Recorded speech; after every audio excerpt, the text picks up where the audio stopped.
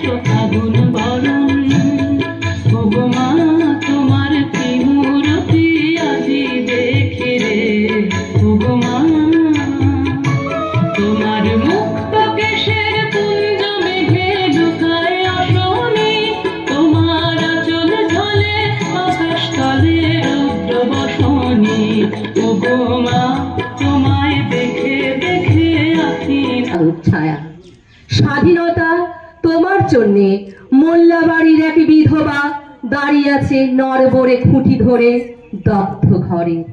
স্বাধীনতা তোমার জন্যে হাড্ডিসার এক অনাথ কিশোরী শূন্য থালা হাতে বসে আছে পথের ধারে।